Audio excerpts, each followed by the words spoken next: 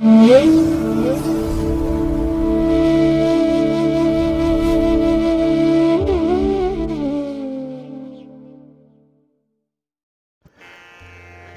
ಮಹಾಗಣಪತಿಯೇ ನಮಃ. ಶ್ರೀ ಗುರುಭ್ಯೋ ನಮಃ. ಹರಿ ಓಂ. ಸಿರಿಗನ್ನಡ ಸುದ್ದಿವಾಹಿನಿಯ ಸದಭಿಮಾನದ ಸಹೃದಯ ವೀಕ್ಷಕ ಮಹಾಶಯರೇ, ತಮಗೆಲ್ಲರಿಗೂ ಕೂಡ ಸಿರಿಗನ್ನಡ ಸುದ್ದಿವಾಹಿನಿಗೆ ಸ್ವಾಗತ. ದಯಾಮಯನಾದಂಥ ಭಗವಂತನ ಅನುಗ್ರಹ ತಮ್ಮೆಲ್ಲರಿಗೆ ಪ್ರಾಪ್ತಿಯಾಗಲಿ, ತಮ್ಮೆಲ್ಲರ ಜೀವನ ಆರೋಗ್ಯದಾಯಕವಾಗಿರಲಿ, ಸಂತೃಪ್ತಿದಾಯಕವಾಗಿರಲಿ ಎಂದು ಭಗವಂತನಲ್ಲಿ ಪ್ರಾರ್ಥನೆಯನ್ನು ಮಾಡ್ತಾ ಈ ದಿನದ ವಿಶೇಷ ಕಾರ್ಯಕ್ರಮವನ್ನು ನೋಡೋಣ. ಹಾಗೆ ದ್ವಾದಶ ರಾಶಿಯವರ ಗೋಚಾರ ಫಲಗಳು ಹೇಗಿವೆ ಅನ್ನೋದನ್ನು ಕೂಡ ತಿಳಿಯೋಣ ಬನ್ನಿ. ವೀಕ್ಷಕರೇ, ಈ ದಿನ ತಮ್ಮ ಹುಟ್ಟುಹಬ್ಬವನ್ನು ಆಚರಿಸ್ಕೊಳ್ತಾ ಇರುವಂಥ ತಮಗೆಲ್ಲರಿಗೂ ಕೂಡ ಹುಟ್ಟುಹಬ್ಬದ ಶುಭಾಶಯಗಳು. ಹಾಗೆ ಈ ದಿನಾಂಕದಂದು ವಿವಾಹವಾಗಿರುವಂಥ ದಂಪತಿಗಳಿಗೂ ಕೂಡ ವಿವಾಹ ವಾರ್ಷಿಕೋತ್ಸವದ ಶುಭಾಶಯಗಳನ್ನು ಹೇಳ್ತಾ ಭಗವಂತ ತಮಗೆಲ್ಲರಿಗೂ ಕೂಡ ಸಕಲ ಸನ್ಮಂಗಳಗಳನ್ನು ಕರುಣಿಸಲಿ ಅಂತ ಹೇಳಿ ಸಿರಿಗನ್ನಡ ಸುದ್ದಿವಾಹಿನಿಯ ಪರವಾಗಿ ಪ್ರಾರ್ಥಿಸುತ್ತೇನೆ. ಪ್ರೀತಿಯ ವೀಕ್ಷಕ ಬಂಧುಗಳೇ, ಈ ದಿನ 2025 ಜನವರಿ ತಿಂಗಳ 9ನೇ ತಾರೀಕು ಬೃಹಸ್ಪತಿ ವಾಸರ ಅಂದರೆ ಗುರುವಾರ. ಈ ಗುರುವಾರದ ನಿತ್ಯ ಪಂಚಾಂಗ ಫಲ ಹೇಗಿದೆ ನೋಡೋಣ ಬನ್ನಿ. ಶ್ರೀ ಕ್ರೋಧಿ ನಾಮ ಸಂವತ್ಸರೆ, ದಕ್ಷಿಣಾಯಿನೆ, ಹೇಮಂತ ಋತು, ಪುಷ್ಯಮಾಸ, ಶುಕ್ಲ ಪಕ್ಷದ ದಶಮಿಯ ತಿಥಿ ಈ ದಿನ ಇದೆ. ಇದು ಈ ದಿನ ಬೆಳಿಗ್ಗೆ 11:43 ಇರಲಿದೆ. ನಂತರ ಏಕಾದಶಿ ತಿಥಿ ಆರಂಭ ಆಗುತ್ತೆ. ಈ ದಿನದ ನಕ್ಷತ್ರ ಭರಣಿ ನಕ್ಷತ್ರ. ಇದು ಈ ದಿನ ಮಧ್ಯಾಹ್ನ 2:56 ಇರಲಿದೆ. ನಂತರ ಕೃತ್ತಿಕಾ ನಕ್ಷತ್ರ ಆರಂಭ ಆಗುತ್ತೆ. ಈ ದಿನದ ಕರ್ಣ ಪೂರ್ವಕರ್ಣ ಗರಜ. ಇದು ಈ ದಿನ ಮಧ್ಯಾಹ್ನ 12:25 ಇರಲಿದೆ. ನಂತರ ಉತ್ತರ ಕರ್ಣ ವಣಿಜ ಆರಂಭ ಆಗುತ್ತೆ. ಈ ದಿನದ ಯೋಗ ಸಾಧ್ಯ ಯೋಗ. ಇದು ಈ ದಿನ ಸಂಜೆ 5:29 ಇರಲಿದೆ. ನಂತರ ಶುಭ ಯೋಗ ಆರಂಭ ಆಗುತ್ತೆ. ಈ ದಿನ ದಿಕ್ಷೂಲೆ ಇರುವಂಥದ್ದು ದಕ್ಷಿಣ ದಿಕ್ಕಿಗೆ. ಇನ್ನು ಈ ದಿನ ಸೂರ್ಯ ಇರುವಂಥ ರಾಶಿ ಧನಸ್ಸು, ಚಂದ್ರ ಇರುವಂಥ ರಾಶಿ ಮೇಷ. ಹಾಗೆ ಈ ದಿನ ರಾಹುಕಾಲ ಇರುವಂಥ ಸಮಯ ಈ ದಿನ ಮಧ್ಯಾಹ್ನ 1:56 ಮಧ್ಯಾಹ್ನ 3:22 ಉಳಿಕ ಕಾಲ ಈ ದಿನ ಬೆಳಿಗ್ಗೆ 9:38 ಬೆಳಿಗ್ಗೆ 11:04 ಇನ್ನು ಯಮಗಂಡ ಕಾಲ ಈ ದಿನ ಬೆಳಿಗ್ಗೆ 6:46 ಬೆಳಿಗ್ಗೆ 8:12 ಇರಲಿದೆ. ಹಾಗೆ ಈ ದಿನ ದುಷ್ಟ ಮುಹೂರ್ತ ಇರುವಂಥ ಸಮಯ ಈ ದಿನ ಬೆಳಿಗ್ಗೆ 10:43 ಬೆಳಿಗ್ಗೆ 11:15 ಹಾಗೆ ಮಧ್ಯಾಹ್ನ 2:54 ಮಧ್ಯಾಹ್ನ 3:36 ದುಷ್ಟ ಮುಹೂರ್ತದ ಸಮಯ. ಹಾಗಾಗಿ ಈ ಸಮಯದಲ್ಲಿ ಯಾವುದೇ ಪ್ರಯಾಣವನ್ನಾಗಲಿ ಯಾವುದೇ ಶುಭ ಕಾರ್ಯಗಳನ್ನಾಗಲಿ ಆರಂಭ ಮಾಡಬೇಡಿ.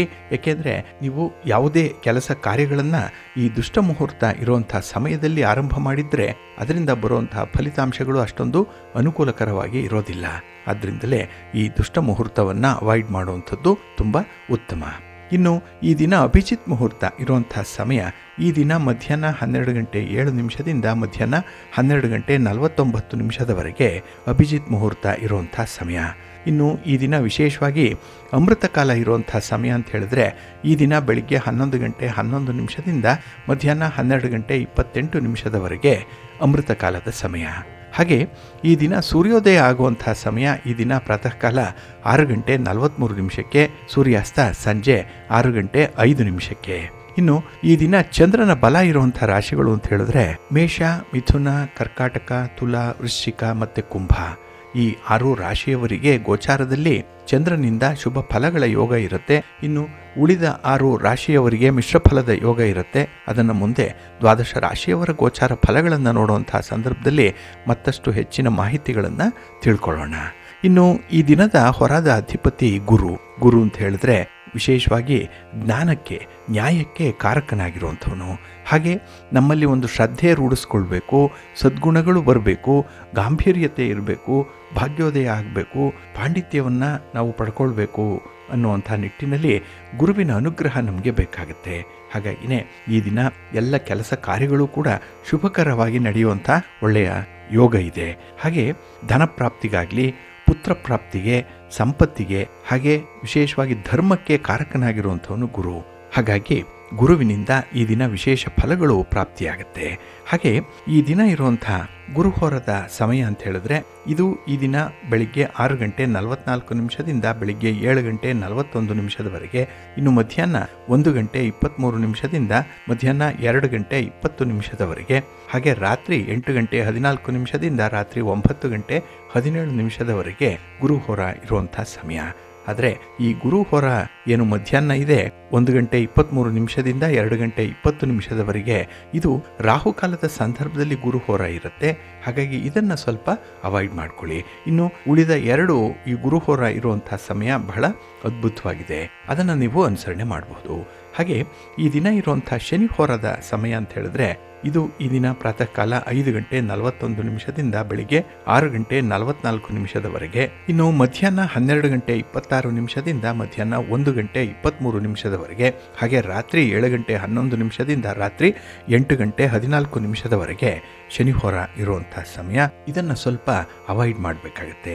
ಯಾಕೆಂದರೆ ಈ ಶನಿವಾರದಲ್ಲಿ ಯಾವುದೇ ಕೆಲಸ ಕಾರ್ಯಗಳನ್ನು ಆರಂಭ ಮಾಡಿದ್ರೂ ಕೂಡ ಅದು ತುಂಬ ನಿಧಾನವಾಗಿ ನಡೆಯುತ್ತೆ, ಮಂದಗತಿಯಲ್ಲಿ ಚಲಿಸುವಂಥದ್ದು. ಹಾಗಾಗಿನೇ ಪ್ರಮುಖವಾದಂತಹ ಕೆಲಸ ಕಾರ್ಯಗಳನ್ನು ಶನಿವಾರದಲ್ಲಿ ಆದಷ್ಟು ಪ್ರಾರಂಭ ಮಾಡಬೇಡಿ. ಹಾಗೆ ಈ ದಿನ ಇರುವಂಥ ಬುಧ ಹೋರ ಕೂಡ ಅಷ್ಟೊಂದು ಅನುಕೂಲವನ್ನು ತರ್ತಾ ಇಲ್ಲ.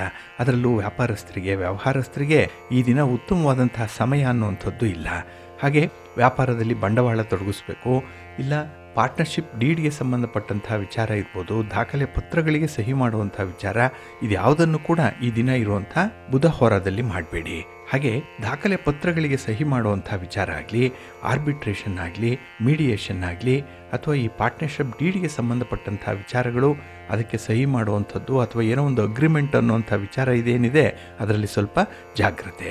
ಹಾಗೆ ಈ ದಿನ ಇರುವಂಥ ಬುಧ ಹೋರದ ಸಮಯ ಅಂತ ಹೇಳಿದ್ರೆ ಇದು ಈ ದಿನ ಬೆಳಿಗ್ಗೆ 10:32 ಬೆಳಿಗ್ಗೆ 11:29 ಇನ್ನು ಸಂಜೆ 5:11 ಸಂಜೆ 6:09 ಹಾಗೆ ರಾತ್ರಿ 12:26 ರಾತ್ರಿ 1:29 ಬುಧ ಹೋರ ಇರುವಂಥ ಸಮಯ. ಇದನ್ನು ನೀವು ಸ್ವಲ್ಪ ಅವಾಯ್ಡ್ ಮಾಡಬೇಕು, ಒಳ್ಳೆಯದಾಗತ್ತೆ. ಹಾಗೆ ಬಂಧುಗಳೇ, ಈ ದಿನ ಇರುವಂಥ ರವಿ ಹೋರ ಹೈಲಿ ಫೇವರಬಲ್ ಆಗಿರುವಂಥದ್ದು.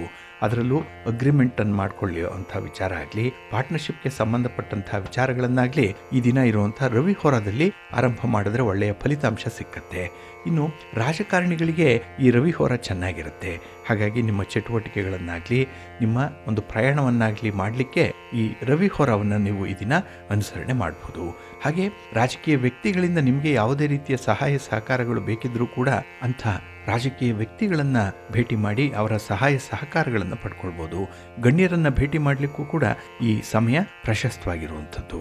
ಹಾಗಾಗಿ ಈ ದಿನ ರವಿ ಹೋರ ಇರುವಂಥ ಸಮಯ ಬೆಳಿಗ್ಗೆ 8:38 ಬೆಳಿಗ್ಗೆ 9:35 ಇನ್ನು ಅಪರಾಹ್ನ 3:17 ಅಪರಾಹ್ನ 4:14 ಹಾಗೆ ರಾತ್ರಿ 10:20 ರಾತ್ರಿ 11:23 ರವಿ ಹೋರ ಇರುವಂಥ ಸಮಯ. ಇದನ್ನು ನೀವು ಅನುಸರಣೆ ಮಾಡ್ಬೋದು, ಒಳ್ಳೆಯದಾಗತ್ತೆ. ಹಾಗೆ ಬಂಧುಗಳೇ, ಈ ದಿನ ಇರುವಂಥ ಶುಕ್ರ ಹೋರ ಏನಿದೆ ಇದು ಕೂಡ ಬಹಳ ಚೆನ್ನಾಗಿದೆ. ಇದು ಕೂಡ ಹೈಲಿ ಫೇವರಬಲ್ ಆಗೇ ಇರುವಂಥದ್ದು. ಹಾಗಾಗಿ ಈ ವಿವಾಹಕ್ಕೆ ಸಂಬಂಧಪಟ್ಟಂತಹ ಯಾವುದೇ ಒಂದು ನೆಗೋಷಿಯೇಷನ್ಸ್ ಇರಲಿ, ಈ ಸಮಯ ಮಾತ್ರ ನೀವು ಪ್ರಸ್ತಾವನೆ ಮಾಡಬೇಕು. ಉಳಿದ ಯಾವುದೇ ಸಮಯದಲ್ಲೂ ಕೂಡ ಮೌನವಾಗಿರುವಂಥದ್ದು ಉತ್ತಮ. ಹಾಗಾಗಿ ಈ ದಿನ ರೇಷ್ಮೆ ವ್ಯಾಪಾರಿಗಳಿಗೆ, ಇಂಟೀರಿಯರ್ ಡಿಸೈನರ್ಸ್ಗೂ ಕೂಡ ತುಂಬ ಅನುಕೂಲ ಇರುತ್ತೆ. ಹಾಗಾಗಿ ಈ ದಿನ ಶುಕ್ರ ಹೋರ ಇರುವಂಥ ಸಮಯ ಬೆಳಿಗ್ಗೆ 9:35 ಬೆಳಿಗ್ಗೆ 10:32 ಇನ್ನು ಅಪರಾಹ್ನ 4:14 ಅಪರಾಹ್ನ 5:11 ಹಾಗೆ ರಾತ್ರಿ 11:23 ರಾತ್ರಿ 12:26 ಶುಕ್ರ ಹೋರ ಇರುವಂಥ ಸಮಯ. ಇದು ತುಂಬ ಅನುಕೂಲಕರವಾಗಿರುತ್ತೆ. ಇದನ್ನು ನೀವು ಅನುಸರಣೆ ಮಾಡಬಹುದು. ಹಾಗಾಗಿ ಬಂಧುಗಳೇ, ನಿಮ್ಮ ಕೆಲಸ ಕಾರ್ಯಗಳನ್ನು ಪ್ರತಿನಿತ್ಯ ಶುಭ ಮುಹೂರ್ತದಲ್ಲಿ ಆರಂಭ ಮಾಡಿ. ಒಳ್ಳೆಯ ಸಮಯ ಯಾವುದಿದೆ ಅನ್ನುವಂಥದ್ದನ್ನು ತಿಳ್ಕೊಳ್ಳಿ. ಅದರಲ್ಲೂ ನೀವು ಪಂಚಾಂಗ ಶ್ರವಣ ಮಾಡುವಂಥದ್ದು ಮಹಾಪುಣ್ಯದ ಕೆಲಸ. ಅಲ್ಲಿರುವಂಥ ಮಾಹಿತಿಗಳನ್ನು ನೀವು ನಿಮ್ಮ ಚಟುವಟಿಕೆಗಳನ್ನು ಆರಂಭ ಮಾಡಲಿಕ್ಕೆ, ನಿಮ್ಮ ಪ್ರಯಾಣವನ್ನು ಪ್ರಾರಂಭ ಮಾಡಲಿಕ್ಕೆ ಬಳಸ್ಕೊಳ್ಬೋದು. ನೀವು ನಿರೀಕ್ಷೆ ಮಾಡಿದಂಥ ಫಲಿತಾಂಶಗಳು ಸಿಕ್ಕತ್ತೆ. ಹಾಗಾಗಿ ಪ್ರತಿನಿತ್ಯ ಸಿರಿಗನ್ನಡ ಸುದ್ದಿವಾಹಿನಿ ಪ್ರಸಾರ ಮಾಡುವಂಥ ಈ ಪಂಚಾಂಗದ ವಿವರಗಳನ್ನು ಕೇಳಿಸ್ಕೊಳ್ಳಿ. ಇದರಲ್ಲಿ ನಿಮಗೆ ಬೇಕಾದಂಥ ಮಾಹಿತಿಗಳು ಸಿಕ್ಕತ್ತೆ. ಅದನ್ನು ನೀವು ಅನುಸರಣೆ ಮಾಡ್ತಾ ನಿಮ್ಮ ಕೆಲಸ ಕಾರ್ಯಗಳನ್ನು ಆರಂಭ ಮಾಡ್ಕೊಳ್ಳಿ. ನೀವು ನಿರೀಕ್ಷೆ ಮಾಡಿದಂಥ ಫಲಿತಾಂಶವನ್ನು ಪಡ್ಕೊಳ್ಳಿಕ್ಕೆ ಸಾಧ್ಯ ಆಗುತ್ತೆ. ಹಾಗಾಗಿ ನಮ್ಮ ಹಿರಿಯರ ಒಂದು ಮಾರ್ಗದರ್ಶನದಲ್ಲಿ ನಾವು ನಡೆದರೆ ಜೀವನದಲ್ಲಿ ನೆಮ್ಮದಿ ಪ್ರಾಪ್ತಿಯಾಗತ್ತೆ ಅನ್ನುವಂಥದ್ರಲ್ಲಿ ಯಾವುದೇ ಸಂದೇಹ ಇಲ್ಲ. ಹಾಗೆ ಈ ದಿನ ಬಹಳ ವಿಶೇಷವಾಗಿರುವಂಥ ದಿನ. ಏಕೆಂದರೆ ಈ ದಿನದಿಂದಲೇ ಏಕಾದಶಿ ಆರಂಭ ಆಗಿಬಿಡತ್ತೆ. ಏಕೆಂದರೆ ಈ ಏಕಾದಶಿ ತಿಥಿ ಪ್ರಾರಂಭ ಆಗುವಂಥದ್ದು ಈ ದಿನ ಮಧ್ಯಾಹ್ನ 12:24 ನಾಳೆ ಬೆಳಗ್ಗೆ 10:21 ಏಕಾದಶಿ ತಿಥಿ ಇರುತ್ತೆ. ಇಲ್ಲಿ ಈ ನಾಳಿನ ಏಕಾದಶಿಯನ್ನು ವೈಕುಂಠ ಏಕಾದಶಿ ಅಂತ ಹೇಳಿ ಕರೆಯುವಂಥದ್ದಿದೆ. ಹಾಗಾಗಿ ಈ ವೈಕುಂಠ ಏಕಾದಶಿಯ ಮಹತ್ವ ಏನು, ಹೇಗೆ ಇದನ್ನು ಆಚರಣೆ ಮಾಡಬೇಕು, ಯಾರು ಆಚರಣೆ ಮಾಡಬೇಕು ಇತ್ಯಾದಿ ವಿವರಗಳನ್ನು ನಾವು ಮೊನ್ನೆಯ ಸಂಚಿಕೆಯಲ್ಲಿ ಪ್ರಕಟ ಮಾಡಿದ್ದೇವೆ. ಹಾಗಾಗಿ ಇನ್ನೂ ಯಾರು ಈ ವೈಕುಂಠ ಏಕಾದಶಿಯ ಮಹಿಮೆಯ ಬಗ್ಗೆ ತಿಳ್ಕೊಂಡಿಲ್ಲ, ಅದನ್ನು ನಾವು ವ್ರತದೋಪಾದಿಯಲ್ಲಿ ಅನುಸರಣೆ ಮಾಡೋದ್ರಿಂದ ಬರುವಂಥ ಫಲಗಳು ಯಾವ ರೀತಿಯಲ್ಲಿರುತ್ತೆ, ಅದು ನಮ್ಮ ಧರ್ಮಶಾಸ್ತ್ರದಲ್ಲಿ ಏಕಾದಶಿಯ ಬಗ್ಗೆ ಇರುವಂಥ ಮಹತ್ವಪೂರ್ಣವಾದಂತಹ ವಿಚಾರಗಳ್ಯಾವುದು ಇತ್ಯಾದಿ ವಿವರಗಳನ್ನು ನೀವು ಅಲ್ಲಿ ನೋಡ್ಬೋದು, ತಿಳ್ಕೊಳ್ಬೋದು. ಹಾಗೆ ಬಂಧುಗಳೇ, ಈ ನಾಳಿನ ಏಕಾದಶಿ ಏನಿದೆ ಇದನ್ನು ವೈಕುಂಠ ಏಕಾದಶಿ ಅಂತ ಹೇಳಿ ಕರೆದರೆ, ಕೆಲವರು ಮೋಕ್ಷ ಏಕಾದಶಿ ಅಂತ ಹೇಳಿ ಕರೆಯುವಂಥದ್ದು, ಮೋಕ್ಷದ ಏಕಾದಶಿ ಅಂತ ಕರೆಯುವಂಥದ್ದು ಕೂಡ ಇದೆ. ಇನ್ನು ಕೆಲವರು ಇದನ್ನೇ ಮುಕ್ಕೋಟಿ ಏಕಾದಶಿ ಅಂತ ಹೇಳಿ ಕೂಡ ಕರೀತಾರೆ. ಏಕೆ ಅಂತ ಹೇಳಿದ್ರೆ ಈ ದಿನ, ಈ ಏಕಾದಶಿಯ ದಿನ ವಿಶೇಷವಾಗಿ ಮಹಾಲಕ್ಷ್ಮಿಯನ್ನು, ಮಹಾವಿಷ್ಣುವನ್ನು ಆರಾಧನೆ ಮಾಡುವಂಥ ಒಂದು ದಿನ ಇದು. ಹಾಗೆ ಭಗವಾನ್ ಮಹಾವಿಷ್ಣು ಈ ದಿನ ಮಹಾಲಕ್ಷ್ಮಿಯ ಜೊತೆಗೆ, ಅಂದರೆ ಈ ಏಕಾದಶಿಯ ದಿನದಂದು ಗರುಡ ವಾಹನದೊಂದಿಗೆ ಈ ಭೂಮಿಗೆ ಬರ್ತಾರೆ ಅನ್ನುವಂಥ ಒಂದು ನಂಬಿಕೆ ಇದೆ. ಹಾಗಾಗಿನೇ ದೇವತೆಗಳೆಲ್ಲರೂ ಕೂಡ ವಿಷ್ಣು ದೇವಾಲಯದಲ್ಲಿ ಈ ದಿನ, ಅಂದರೆ ಈ ವೈಕುಂಠ ಏಕಾದಶಿಯ ದಿನ ದರ್ಶನವನ್ನು ನೀಡ್ತಾರೆ ಅನ್ನುವಂಥ ಒಂದು ಉಲ್ಲೇಖ ಇದೆ. ಏಕೆ ಅಂತ ಹೇಳಿದ್ರೆ ಸಮುದ್ರ ಮಥನ ಕಾಲದಲ್ಲಿ ಉದ್ಭವವಾದಂತಹ ಕೆಲವೊಂದು ಅಮೂಲ್ಯ ವಸ್ತುಗಳನ್ನು ದೇವತೆಗಳು ತಮ್ಮ ಬಳಿ ಇಟ್ಕೊಳ್ಳಿಕ್ಕೆ ಬಯಸುವಂಥದ್ದು. ಆ ಸಂದರ್ಭದಲ್ಲೇ ಉದ್ಭವಿಸಿದಂತಹ ಹಲಹಲ ವಿಷವನ್ನು ಪರಶಿವ ಕುಡಿಲಿಕ್ಕೆ ಮುಂದಾದದ್ದು. ಆಗ ಪಾರ್ವತಿ, ಶಿವ ಇನ್ನೇನು ಈ ಹಾಲಾಹಲ ವಿಷವನ್ನು ಕುಡಿದ್ಬಿಟ್ಟ ಅಂತ ಹೇಳಿ ಗಂಟಲಿನ ಒಳಗೆ ಇಳಿಬಾರ್ದು ಅಂತ ಹೇಳಿ ಗಂಟಲನ್ನೇ ಹಿಡ್ಕೊಳ್ಳುವಂಥದ್ದು. ಆದ್ದರಿಂದಲೇ ಶಿವನನ್ನು ನೀಲಕಂಠ ಅಂತ ಹೇಳಿ ಕರೆಯುವಂಥದ್ದು. ಹಾಗಾಗಿನೇ ಈ ವೈಕುಂಠ ಏಕಾದಶಿಯ ದಿನ ಉತ್ತರ ದ್ವಾರ ಎಲ್ಲ ವಿಷ್ಣು ತತ್ವ ಇರುವಂತಹ ದೇವಾಲಯಗಳಲ್ಲಿ ಮುಕ್ತವಾಗಿ ತೆರೆದಿರುತ್ತೆ ಅನ್ನುವಂಥದ್ದನ್ನು ಇಲ್ಲಿ ಗಮನಿಸ್ಬೋದು. ಹಾಗಾಗಿನೇ ವೈಕುಂಠ ದ್ವಾರದ ಮೂಲಕ ನಾವು ಪ್ರವೇಶ ಮಾಡಿ ಮಹಾವಿಷ್ಣುವನ್ನು ಅಥವಾ ವಿಷ್ಣು ತತ್ವ ಇರುವಂತಹ ಯಾವುದಾದ್ರೂ ಒಂದು ದೇವರನ್ನು ದರ್ಶನ ಮಾಡಬೇಕು ಅನ್ನುವಂಥ ವಿಚಾರ ಇಲ್ಲಿ. ಹಾಗೆ ಭಗವಾನ್ ಮಹಾವಿಷ್ಣು ವೈಕುಂಠದಿಂದ ಈ ವಿಶೇಷ ಏಕಾದಶಿಯ ದಿನ ಎಲ್ಲರ ಭಕ್ತರನ್ನು ಆಶೀರ್ವದಿಸಲಿಕ್ಕೆ ಬರೋದ್ರಿಂದ ಇದನ್ನು ವೈಕುಂಠ ಏಕಾದಶಿ ಅಂತ ಹೇಳಿ ಕರೆಯುವಂಥದ್ದಿದೆ. ಹಾಗಾಗಿ ಭಗವಾನ್ ಮಹಾವಿಷ್ಣು ಮುಕ್ಕೋಟಿ ದೇವತೆಗಳು, ದೇವಾನುದೇವತೆಗಳ ಜೊತೆ ಈ ಭೂಮಿಗೆ ಈ ಸಂದರ್ಭದಲ್ಲಿ ಇಳೀತಾರೆ. ಆದ್ದರಿಂದಲೇ ಇದನ್ನು ಮುಕ್ಕೋಟಿ ಏಕಾದಶಿ ಅಂತ ಹೇಳಿ ಕರೆಯುವಂಥದ್ದು, ಮುಕ್ಕೋಟಿ ದ್ವಾದಶಿ ಅಂತ ಹೇಳಿ ಕೂಡ ನಾಳೆಯ ದಿನವನ್ನು ಕರೆಯುವಂಥದ್ದು ಇದೆ. ಅಂದರೆ ಇಲ್ಲಿ ಏಕಾದಶಿಯ ತಿಥಿ ಮುಗಿದು ದ್ವಾದಶಿ ತಿಥಿ ಆರಂಭ ಆದಾಗ ಈ ಒಂದು ಹೆಸರಿನಿಂದ ಕರೆಯುವಂಥದ್ದಿದೆ. ಹಾಗೆ ನಾಳೆ ಮಹಾವಿಷ್ಣುವನ್ನು, ಮಹಾಲಕ್ಷ್ಮಿಯನ್ನು ನೀವು ಆರಾಧನೆ ಮಾಡಿದ್ರೆ, ಸ್ಮರಣೆ ಮಾಡ್ತಾ ಇದ್ದರೆ ಅತ್ಯದ್ಭುತವಾದಂಥ ಫಲಗಳು ಸಿಕ್ಕತ್ತೆ ಅನ್ನುವಂಥ ಒಂದು ಉಲ್ಲೇಖ ಇದೆ.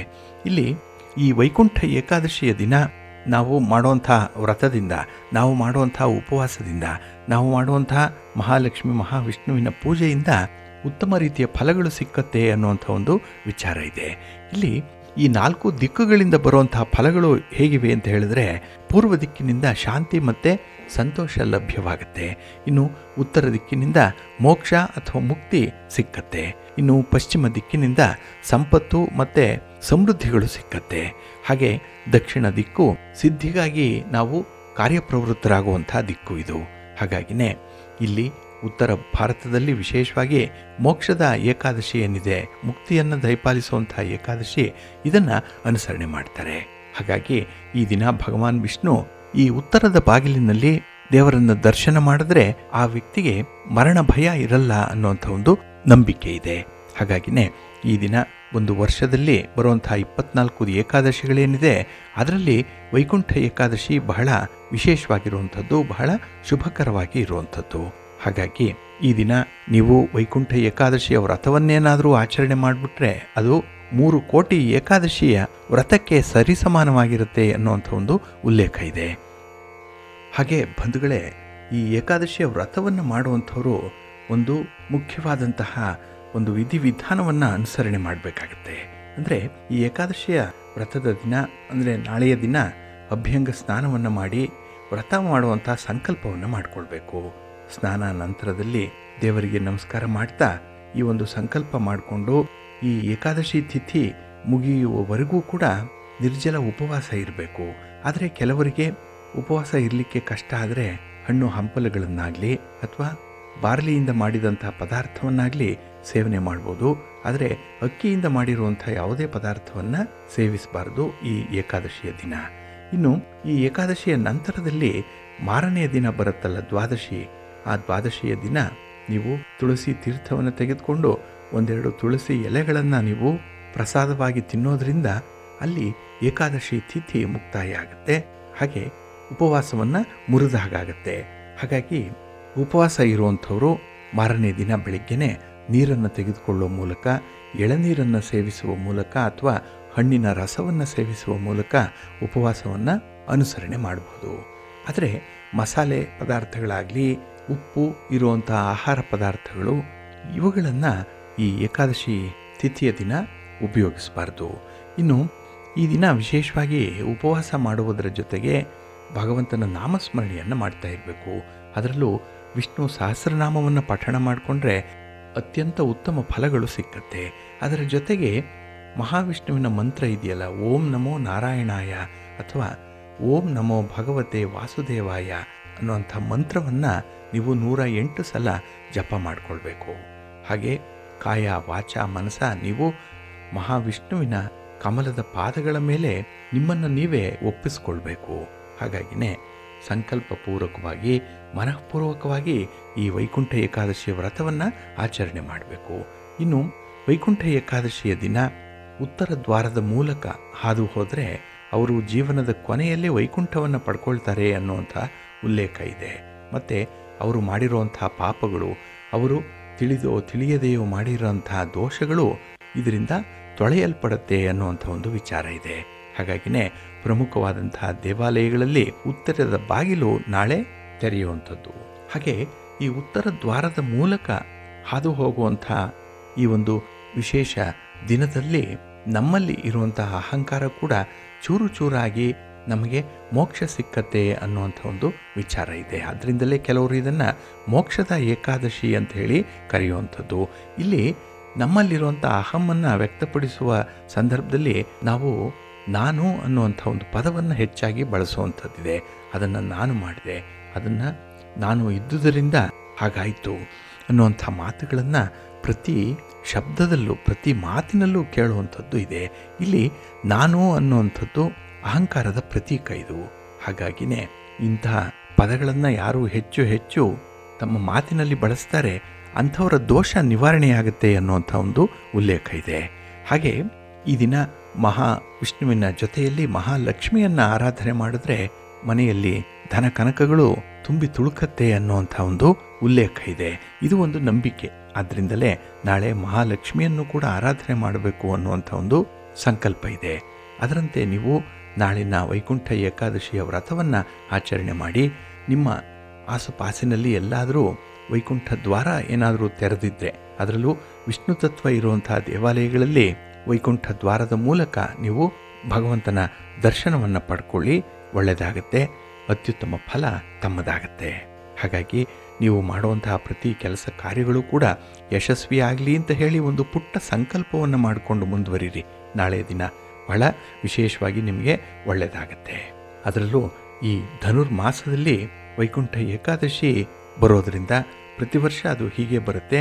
ಆ ಒಂದು ಸಂದರ್ಭದಲ್ಲಿ ಧನುರ್ಮಾಸದಲ್ಲಿ ಈ ವೈಕುಂಠ ಏಕಾದಶಿ, ಈ ಪುತ್ರದ ಏಕಾದಶಿ ಬಂದಿರೋದ್ರಿಂದ ಅಥವಾ ಮೋಕ್ಷದ ಏಕಾದಶಿ ಬಂದಿರೋದ್ರಿಂದ ಮಹಾವಿಷ್ಣುವಿನ ಅನುಗ್ರಹ ಎಲ್ಲರಿಗೂ ಕೂಡ ಪ್ರಾಪ್ತಿಯಾಗತ್ತೆ. ಹಾಗಾಗಿ ವಿಷ್ಣುವನ್ನು ಸ್ಮರಣೆ ಮಾಡಿಕೊಂಡ್ರೆ ಸಾಕು, ವಿಷ್ಣುವನ್ನು ಮನದಲ್ಲಿ ನೆನೆದರೆ ಸಾಕು, ಓಡೋಡಿ ಬಂದು ನಮ್ಮ ಕೈ ಹಿಡಿತಾನೆ ಅನ್ನುವಂಥ ಒಂದು ನಂಬಿಕೆ ಇದೆ. ಹಾಗಾಗಿ ಅಂಥ ನಂಬಿಕೆಯಿಂದ ನಿಷ್ಠೆಯಿಂದ ನೀವು ಈ ವೈಕುಂಠ ಏಕಾದಶಿಯ ವ್ರತವನ್ನು ಮಾಡಿ ಭಗವಂತನ ದರ್ಶನವನ್ನು ಮಾಡಿಕೊಳ್ಳಿ, ಒಳ್ಳೆಯದಾಗತ್ತೆ.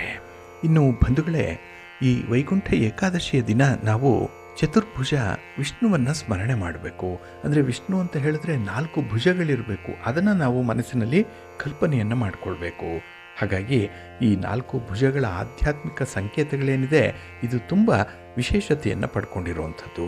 ಇಲ್ಲಿ ವಿಷ್ಣುವಿನ 4 ತೋಳುಗಳಲ್ಲಿ 2 ತೋಳುಗಳು ಶ್ರೀ ನಾರಾಯಣನನ್ನು ಸಂಕೇತಿಸಿದ್ರೆ ಇನ್ನು 2 ತೋಳುಗಳು ಮಹಾಲಕ್ಷ್ಮಿಯನ್ನು ಸಂಕೇತಿಸುತ್ತೆ ಅನ್ನುವಂಥ ಒಂದು ಉಲ್ಲೇಖ ಇದೆ. ಇಲ್ಲಿ 4 ಕೈಗಳಲ್ಲಿ ಅಂದರೆ ಹಸ್ತಗಳಲ್ಲಿ ಒಂದು ಹಸ್ತದಲ್ಲಿ ಶಂಖು ಇದೆ. ಇಲ್ಲಿ ಶಂಖ ಪರಮ ಪವಿತ್ರವಾಗಿರುವಂಥ ಒಂದು ವಸ್ತು. ಅದು ನಮ್ಮ ಉಚ್ಚಾರಣೆಯನ್ನು, ನಮ್ಮ ಮಾತನ್ನು ಶುದ್ಧಿಗೊಳಿಸುವಂಥದ್ದು. ಇದು ಜ್ಞಾನದ ಘೋಷಣೆಯ ಸಂಕೇತವಾಗಿ ಇರುವಂಥದ್ದು. ಅಂದರೆ ಶಂಖ ಸೇವೆಯ ಅಂಶದ ಪ್ರತೀಕವಾಗಿ ನಿಲ್ಲತ್ತೆ. ಇನ್ನು ಸುದರ್ಶನ ಚಕ್ರ ಅಂತ ಹೇಳ್ತಾರೆ.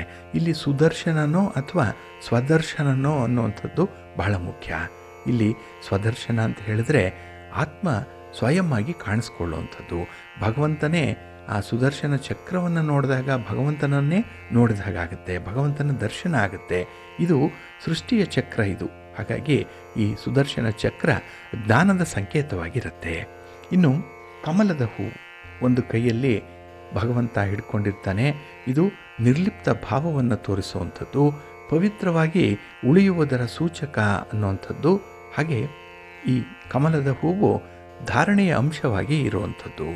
ಇನ್ನು ಒಂದು ಕೈಯಲ್ಲಿ ಗದೆ ಇರುತ್ತೆ. ಇದು ಮಾಯೆಯ ಮೇಲೆ ಅಂದರೆ 5 ವಿಕಾರಗಳ ಮೇಲೆ ವಿಜಯದ ಸಂಕೇತವಾಗಿರುವಂಥದ್ದು. ಇದು ಯೋಗದ ಅಂಶವಾಗಿದೆ. ಹಾಗಾಗಿನೇ ಈ ವೈಕುಂಠ ಏಕಾದಶಿಯ ದಿನ ಚತುರ್ಬಾಹು ವಿಷ್ಣುವನ್ನು ಸ್ಮರಣೆ ಮಾಡಿಕೊಳ್ಬೇಕು. ಆದ್ದರಿಂದ ವಿಷ್ಣು ಚತುರ್ಭುಜದ ಗುರಿಯನ್ನು ನಾವು ಮುಂದೆ ಇಟ್ಟುಕೊಂಡು ಪರಮಾತ್ಮ ಶ್ರೀಮನ್ನಾರಾಯಣನನ್ನು ಸ್ಮರಣೆ ಮಾಡಬೇಕು. ಹಾಗಾಗಿ ನಮ್ಮ ಜೀವನದಲ್ಲಿ ಈ ರಹಸ್ಯಗಳೇನಿದೆ ಅದನ್ನು ಜ್ಞಾನದ ಮೂಲಕ ತಿಳ್ಕೊಳ್ಳುವುದರ ಜೊತೆಗೆ ಪರಮಾತ್ಮನಾದಂತಹ ನಾರಾಯಣನ ಸ್ಥಾನವನ್ನು ಪುರುಷರು ಪಡ್ಕೊಳ್ತಾರೆ ಮತ್ತು ಮಹಾಲಕ್ಷ್ಮಿಯ ಸ್ಥಾನವನ್ನು ಸ್ತ್ರೀಯರು ಪಡ್ಕೊಳ್ತಾರೆ ಅನ್ನುವಂಥ ಒಂದು ನಂಬಿಕೆ ಇದೆ. ಆದ್ದರಿಂದಲೇ ಈ ವೈಕುಂಠ ಏಕಾದಶಿ ಅತ್ಯಂತ ಮಹತ್ವದ್ದಾಗಿರುವಂಥದ್ದು. ಇದನ್ನು ನೀವು ಶ್ರದ್ಧಾ ಭಕ್ತಿಗಳಿಂದ ಆಚರಣೆ ಮಾಡ್ಕೊಳ್ಳಿ, ಒಳ್ಳೆಯದಾಗತ್ತೆ. ಪ್ರೀತಿಯ ಬಂಧುಗಳೇ, ಇನ್ನು ಮುಂದೆ 12 ರಾಶಿಯವರ ಗೋಚಾರ ಫಲಗಳು ಹೇಗಿವೆ ನೋಡೋಣ ಬನ್ನಿ. ಮೊದಲಿಗೆ ಮೇಷರಾಶಿಯವರಿಗೆ ಈ ದಿನ ನಿಮ್ಮ ಕೆಲಸ ಕಾರ್ಯಗಳು ಬಹಳ ವಿಶೇಷ ರೀತಿಯಲ್ಲಿ ಪೂರ್ಣ ಆಗುವಂಥ ದಿನ. ಅದರಲ್ಲೂ ನಿಮ್ಮ ರೊಟ್ಟಿ ಜಾರಿ ತುಪ್ಪಕ್ಕೆ ಬಿದ್ದಂತೆ ಕೆಲವೊಂದು ಸಂದರ್ಭಗಳಲ್ಲಿ ನಿಮಗೆ ತುಂಬ ಅನುಕೂಲತೆಗಳೇ ಉಂಟಾಗುವಂಥದ್ದು. ಏನೇ ಆದರೂ ಕೂಡ ಈ ದಿನ ನಿಮಗೆ ಒಳ್ಳೆಯ ಪ್ರತಿಫಲ ಅನ್ನುವಂಥದ್ದು ಸಿಕ್ಕತ್ತೆ. ಅದು ಆರಂಭದಲ್ಲಿ ಎಡವಟ್ಟಾಗ್ತಾ ಇದೆ ಅಂತ ಹೇಳಿ ನಿಮಗೆ ಗೋಚರಿಸ್ತಾ ಇದ್ದರೂ ಕೂಡ ಅದು ಫಲಿತಾಂಶ ಕೊಡುವ ವೇಳೆಯಲ್ಲಿ ನಿಮ್ಮ ಪರವಾಗಿ ನಿಲ್ಲತ್ತೆ. ಹಾಗಾಗಿ ಈ ದಿನ ಘಟನೆಗಳನ್ನು ನೀವು ಪ್ರಿಡಿಕ್ಟ್ ಮಾಡುವಂಥದ್ದೇ ಸ್ವಲ್ಪ ಕಷ್ಟ ಸಾಧ್ಯವಾಗುತ್ತೆ. ಹಾಗೆ ಈ ದಿನ ನಿಮ್ಮ ಮನಸ್ಥಿತಿ ತುಂಬ ಚೆನ್ನಾಗಿದೆ. ಯಾವುದೇ ವಿಚಾರದಲ್ಲೂ ಕೂಡ ಒಂದು ಸ್ಥಿತಪ್ರಜ್ಞತೆ ಇರುವಂಥದ್ದು, ತುಂಬ ಮೆಚೂರ್ಡ್ ವೇನಲ್ಲಿ ಈ ದಿನ ಇರ್ತೀರಿ. ಹಾಗೆ ನಿಮ್ಮ ತೀರ್ಮಾನಗಳಾಗಲಿ, ನಿಮ್ಮ ಅಭಿಪ್ರಾಯಗಳನ್ನು ವ್ಯಕ್ತಪಡಿಸುವಂಥ ಧಾಟಿಯಾಗಲಿ ಬಹಳ ಉತ್ತಮವಾಗಿರುತ್ತೆ. ಹಾಗೆ ಜೀವನದಲ್ಲಿ ಸಾಕಷ್ಟು ನೊಂದು ಬೆಂದಿರುವಂಥವರು ಕಷ್ಟಜೀವಿಗಳು. ಹಾಗಾಗಿ ಈ ದಿನ ಅಲ್ಪ ಸ್ವಲ್ಪ ಕಷ್ಟಕ್ಕೆ ಹೆದರುವಂಥವರಲ್ಲ. ಹಾಗಾಗಿ ಈ ದಿನ ಎಂಥದ್ದೇ ಒಂದು ಸಮಸ್ಯೆ ಬಂದರೂ ಕೂಡ ಅದನ್ನು ಎದುರಿಸುವಂಥ ಒಂದು ಧೈರ್ಯ ಇರುತ್ತೆ. ಹಾಗೆ ಈ ದಿನ ಸಂಸಾರದಲ್ಲಿ ಎಲ್ಲೋ ಒಂದು ಕಡೆ ಮುಸುಕಿನ ಗುದ್ದಾಟ ನಡೆಯುವಂಥದ್ದು, ಅಂದರೆ ಕೋಲ್ಡ್ ವಾರ್ ನಡೆಯುವಂಥ ಸಾಧ್ಯತೆ ಕೂಡ ಇರುತ್ತೆ. ಹಾಗಾಗಿ ಅಂತಹ ಸನ್ನಿವೇಶಗಳೇನಾದರೂ ಬಂದರೆ ಮುಖಾಮುಖಿ ಮಾತಾಡುವಂಥದ್ದು, ಹಾಗೆ ಸಮಸ್ಯೆಗಳನ್ನು ಅಲ್ಲೇ ನಿಂತು ಬಗೆಹರಿಸ್ಕೊಳ್ಳುವಂಥ ಒಂದು ಪ್ರಯತ್ನವನ್ನು ಮಾಡಿ. ಹಾಗೆ ಈ ದಿನ ಕೆಲಸದಲ್ಲಿ ಆಗುವಂಥ ವ್ಯತ್ಯಾಸಗಳಿಗೆ ಹಿರಿಯ ಅಧಿಕಾರಿಗಳು ಪ್ರಶ್ನೆ ಮಾಡುವಂಥ ಸಾಧ್ಯತೆ ಕೂಡ ಇರುತ್ತೆ. ಹಾಗಾಗಿನೇ ಉದ್ಯೋಗ ಕ್ಷೇತ್ರದಲ್ಲಿರುವಂಥವ್ರಿಗೆ ಸ್ವಲ್ಪ ಒತ್ತಡ ಇರ್ಬೋದು. ಇನ್ನು ವ್ಯಾಪಾರಿ ಕ್ಷೇತ್ರದಲ್ಲಿರುವಂಥವ್ರಿಗೆ ದಿನ ಬಹಳ ಚೆನ್ನಾಗಿದೆ. ಹಾಗೆ ಈ ದಿನ ನಿಮ್ಮ ಸಮಸ್ಯೆಗೆ ಒಂದು ಪರಿಹಾರವನ್ನು ಸೂಚಿಸುವಂಥ ಗುರುಗಳು ಈ ದಿನ ನಿಮಗೆ ಒದಗುವಂಥದ್ದು. ಹಾಗಾಗಿ ಒಬ್ಬರ ಸಲಹೆ ಮಾರ್ಗದರ್ಶನ ನಿಮಗೆ ತುಂಬ ಖುಷಿಯಾಗುತ್ತೆ, ಸಮಸ್ಯೆ ಪರಿಹಾರ ಆಗುತ್ತೆ. ಅದಕ್ಕಾಗಿಯೇ ನಿಮ್ಮ ಮನೆ ದೇವರನ್ನು ಸ್ಮರಣೆ ಮಾಡಿಕೊಳ್ಳಿ. ಹಾಗೆ ನಿಮ್ಮ ನೆಚ್ಚಿನ ಗುರುಗಳನ್ನು ಈ ದಿನ ಧ್ಯಾನ ಮಾಡಿ, ಗುರು ದರ್ಶನ ಮಾಡಿ, ಗುರು ಸ್ತೋತ್ರ ಹೇಳ್ಕೊಳ್ಳಿ, ಒಳ್ಳೆಯದಾಗತ್ತೆ. ನಿಮ್ಮ ಅದೃಷ್ಟದ ಬಣ್ಣ ಹಳದಿ, ಅದೃಷ್ಟದ ದಿಕ್ಕು ಪೂರ್ವ ದಿಕ್ಕು, ಅದೃಷ್ಟ ಸಂಖ್ಯೆ 1. ವೃಷಭ ರಾಶಿಯವರಿಗೆ ಈ ದಿನ ವ್ಯಯಸ್ಥಾನದಲ್ಲಿ ಚಂದ್ರ ಇದ್ದಾನೆ, 12ನೇ ಮನೆ. ಹಾಗಾಗಿ ಈ ದಿನ ಬೆಳಗಿನ ಅವಧಿಯಲ್ಲಿ ನಿಮಗೆ ಮಿಶ್ರ ಫಲಗಳಿರುತ್ತೆ. ಅಂದರೆ ಕೆಲಸಗಳು ಆರಂಭ ಆಗುತ್ತೆ, ಆದರೆ ಫಲಿತಾಂಶ ಬರುವ ವೇಳೆಗೆ ಈ ದಿನ ನಿಮಗೆ ಸ್ವಲ್ಪ ಒತ್ತಡಗಳು ಉಂಟಾಗುತ್ತೆ. ಹಾಗೆ ಕೈಗೊಂಡ ಕೆಲಸ ಕಾರ್ಯಗಳು ನಿಧಾನ ಆಗುವುದರ ಜೊತೆಗೆ ಸ್ವಲ್ಪ ಖರ್ಚು ಜಾಸ್ತಿ ಆಗುತ್ತೆ, ಶ್ರಮ ಕೂಡ ಹೆಚ್ಚಾಗುತ್ತೆ. ಹಾಗಾಗಿ ಯಾವುದೂ ಕೂಡ ಸರಳವಾಗಿ ಕೆಲಸ ಆಯಿತು ಅಂತ ಹೇಳಿ ನೀವು ಒಂದು ದೀರ್ಘ ಉಸಿರನ್ನು ಬಿಡುವಂಥ ಸಂದರ್ಭಗಳು ಕಡಿಮೆ ಇರುತ್ತೆ ಈ ದಿನದಲ್ಲಿ. ಹಾಗೆ ಈ ದಿನ ಹಠಾತ್ತಾಗಿ ಪ್ರಯಾಣದ ಸೂಚನೆಗಳು ಕೂಡ ಇರುವಂಥದ್ದು. ಪ್ರಯಾಣ ನಿಮಗೆ ಅಷ್ಟೊಂದು ಶುಭ ಲಾಭವನ್ನು ತರಲ್ಲ ಈ ದಿನದಲ್ಲಿ. ಹಾಗಾಗಿನೇ ಪ್ರಮುಖವಾದಂಥ ವಿಚಾರಗಳಿಗೆ, ಅಮೂಲ್ಯವಾದಂಥ ಒಂದು ಉದ್ಯೋಗಕ್ಕಾಗಲಿ ವ್ಯಾಪಾರಕ್ಕಾಗಲಿ ಈ ದಿನ ದೂರದ ಪ್ರಯಾಣವನ್ನು ಆದಷ್ಟು ಮಾಡಬೇಡಿ. ಇನ್ನು ಈ ದಿನ ಆರೋಗ್ಯದ ಕಡೆ ಸ್ವಲ್ಪ ಗಮನ ಕೊಡಬೇಕಾಗತ್ತೆ.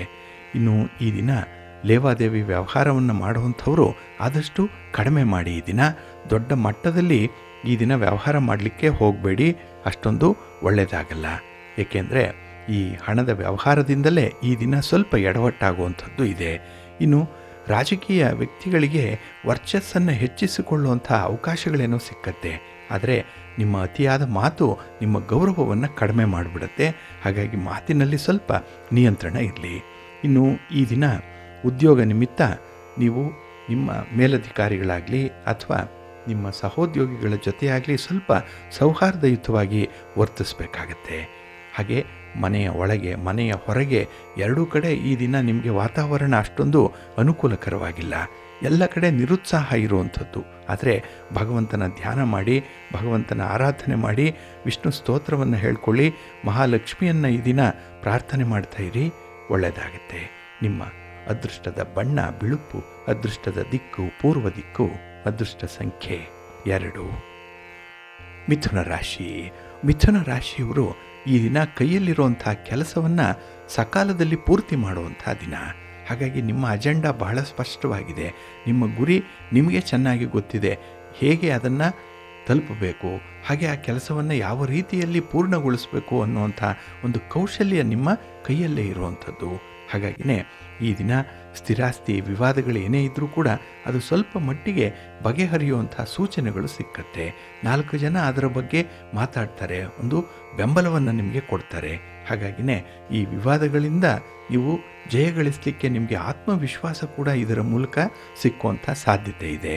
ಹಾಗೆ ಹೊಸ ಕಾರ್ಯಕ್ರಮಗಳನ್ನು ಆರಂಭ ಮಾಡುವಂಥ ಒಂದು ಮನಸ್ಸಿದೆ ನೋಡಿ. ಹಾಗಾಗಿ 10 ಯೋಚನೆಗಳು ಮನಸ್ಸಿನಲ್ಲಿ ಬರುವಂಥದ್ದು. ಉದ್ಯೋಗ ಮಾಡಬೇಕಾ, ವ್ಯಾಪಾರ ಮಾಡಬೇಕಾ, ವ್ಯಾಪಾರ ಮಾಡಿದ್ರೆ ಯಾವುದೋ ಸೂಕ್ತವಾಗಿರುತ್ತೆ, ಯಾವುದಕ್ಕೆ ಬಂಡವಾಳ ಹಾಕಲಿ ಅನ್ನುವಂಥ ಒಂದು ಜಿಜ್ಞಾಸೆ ಬಹಳ ದಿನಗಳಿಂದ ಮನಸ್ಸಿನಲ್ಲಿತ್ತು. ಈ ದಿನ ಅದಕ್ಕೆ ಒಂದು ತೆರೆ ಬೀಳುತ್ತೆ. ಅಂದರೆ ಇಂಥ ಒಂದು ಕೆಲಸವನ್ನು ಮಾಡಿದ್ರೆ ನನಗೆ ಸೂಟ್ ಆಗುತ್ತೆ, ಇದರಿಂದ ನಾನು ಮೇಲೆ ಬರ್ಬೋದು, ಒಂದು ಪ್ರಗತಿ ಇದೆ, ಅಭಿವೃದ್ಧಿ ಇದೆ, ಲಾಭ ಸಿಕ್ಕತ್ತೆ ಇದರಲ್ಲಿ ಅನ್ನುವಂಥ ಒಂದು ಈ ವ್ಯಾಪಾರದ ಕ್ಯಾಲ್ಕುಲೇಷನ್ ಏನಿದೆ, ಲೆಕ್ಕಾಚಾರ ಏನಿದೆ, ಅದು ವಿಶೇಷವಾಗಿ ಈ ದಿನ ನಿಮಗೆ ಸಿದ್ಧಿಸುತ್ತೆ.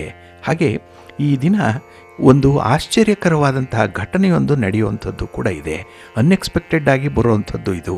ಹಾಗೆ ಈ ವಿಚಾರಗಳೇನಿದೆ ನಿಮ್ಮ ಸ್ನೇಹಿತರಿಂದ ಅಥವಾ ಬಂಧುಗಳಿಂದ ಪಡ್ಕೊಳ್ಳುವಂಥದ್ದು, ಅದು ಕೆಲವೊಂದು ಅನುಕೂಲಕರವಾದಂತಹ ಸಾಮಾಜಿಕ ಮೌಲ್ಯಗಳನ್ನು ನಿಮಗೆ ತಿಳಿಸುವಂಥದ್ದು. ಇನ್ನು ವಿಶೇಷವಾಗಿ ಮನೆಯಲ್ಲಿ ಕೆಲವೊಂದು ತೊಂದರೆಗಳು ನಿಮಗೆ ಆಗುವಂಥದ್ದು ಕೂಡ ಇದೆ. ಶಿಸ್ತನ್ನು ಬಯಸುವಂಥವ್ರು, ಆದರೆ ಎಲ್ಲೋ ಒಂದು ಕಡೆ ನಿಮ್ಮ ಕುಟುಂಬಸ್ಥರ ವಿಚಿತ್ರವಾದ ನಡವಳಿಕೆ ಈ ದಿನ ನಿಮಗೆ ತಲೆನೋವಾಗಿ ಪರಿಣಮಿಸ್ಬೋದು. ಆದರೂ ಅದನ್ನು ತುಂಬ ಚೆನ್ನಾಗಿ ಹ್ಯಾಂಡ್ಲ್ ಮಾಡ್ತೀರಿ. ನಿಮಗೆ ಇರುವಂಥ ಒಂದು ವಿವೇಚನೆ, ನಿಮ್ಮ ಒಂದು ಶಾಂತಿಯುತವಾದಂಥ ಮನಸ್ಸು, ನಿಮ್ಮ ಅನುಭವ ಈ ದಿನ ಅಂತಹ ಸಮಸ್ಯೆಗಳನ್ನು ನಿವಾರಣೆ ಮಾಡಿಕೊಳ್ಳುವಂಥ ಒಂದು ಪ್ರಯತ್ನ ಕೂಡ ನಡೀತಾ ಇರುತ್ತೆ. ಒಟ್ಟಾರೆ ಈ ದಿನ ಪ್ರಯತ್ನದಂತೆ ಫಲ ನಿಮಗೆ ಸಿಕ್ಕತ್ತೆ. ನಿಮ್ಮ ಮನೆ ದೇವರನ್ನು ಸ್ಮರಣೆ ಮಾಡಿಕೊಳ್ಳಿ. ಹಾಗೆ ಭಕ್ತಿಯಿಂದ ಶಿವಸ್ತೋತ್ರವನ್ನು ಹೇಳ್ಕೊಳ್ಳಿ, ಪಂಚಾಕ್ಷರಿ ಮಂತ್ರವನ್ನು ಹೇಳ್ಕೊಳ್ಳಿ. ಈ ದಿನ ಒಳ್ಳೆಯದಾಗತ್ತೆ.